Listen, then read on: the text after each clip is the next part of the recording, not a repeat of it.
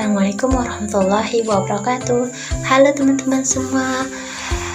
Perkenalkan, nama saya Rina Wanjana dari Prodi PAUD Universitas UIN Mataram dengan NIM 2101110042. Oke teman-teman, di video ini saya akan menjelaskan tentang speed delay.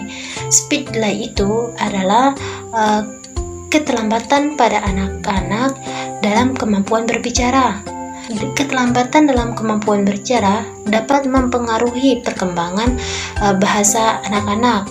Menurut Camille 2003 mengemukakan bahwa jenis kelamin laki-laki apabila kedua orang tuanya berpendidikan rendah serta adanya riwayat dari keluarga yang memiliki kegangguan dalam perkembangan bahasa itu menjadi faktor risiko mengalami keterlambatan dalam berbicara. Keterlambatan bicara pun dapat membuat anak menjadi sulit dalam mengekspresikan keinginan atau perasaannya terhadap orang lain, seperti ketidakmampuan berbicara dengan jelas dan kurangnya penguasaan kosakata sehingga membuat anak itu berbeda dengan anak lainnya.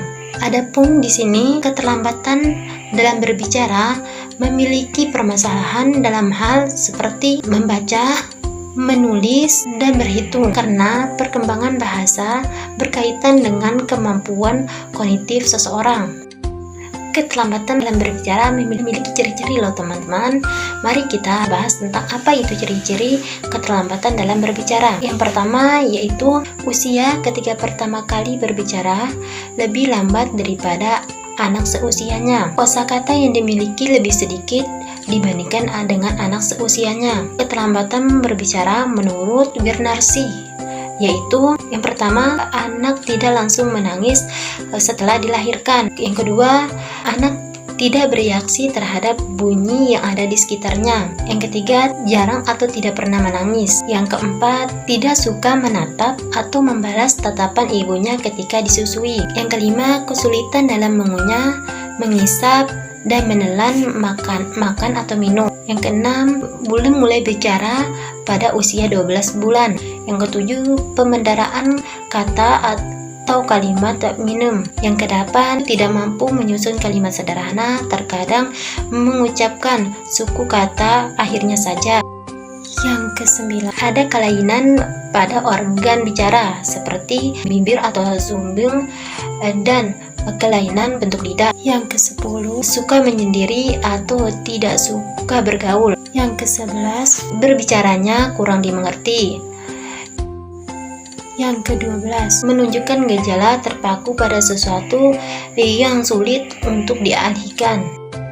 Adapun menurut Kutsmana 2009, gangguan artikulasi tanpa adanya gangguan psikologis akibatnya dari yaitu yang pertama, kurangnya perhatian orang tua dalam memberikan koreksi tepat waktu. Yang kedua, keterisolasian di mana anak-anak dibesarkan tanpa ada kesempatan untuk bergaul dengan teman. Yang ketiga, penguatan orang tua yang salah yang diberikan kepada anak dengan selalu mengulang ucapan-ucapan anak yang salah. Yang keempat, keterlambatan dalam berbicara. Adapun menurut Salvin 2009, cara mengatasi anak yang ketergangguan pelambatan bicara yaitu yang pertama, sabar dalam memperlakukan anak yang keterlambatan dalam berbicara. Yang kedua, tidak menempatkan siswa yang keterlambatan dalam berbicara pada situasi tertekan yang memerlukan respon verbal secara cepat. Yang ketiga, guru membantu artikulasi anak pada saat di sekolah. Adapun menurut Kiplan tahun 1999, gangguan artikulasi disebabkan dengan adanya beberapa hal seperti yang pertama lingkungan seperti sosial ekonomi yang menengah. Yang kedua, emosi seperti emosi ibu yang tertekan.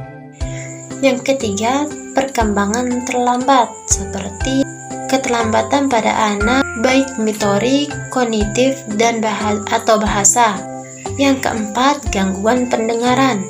Yang kelima, gangguan pendengaran sejak lahir atau akibat kecelakaan. Adapun menurut Marcel dan Lewis tahun 2009, ada 3 lingkungan yang mempengaruhi bahasa anak, yaitu yang pertama, orang-orang sekitar yang masih memiliki hubungan dengan anak. Yang kedua, lingkungan fisik, yaitu tempat tinggal dan tempat bermain. Yang ketiga, lingkungan auditori, bisa menjadi stimulus tempat anak mendengar kata-kata. Hanya itu yang dapat saya sampaikan, dan bagi teman-teman yang melihat video ini, saya memohon untuk like video saya ya. Sampai berjumpa lagi. Assalamualaikum warahmatullahi wabarakatuh.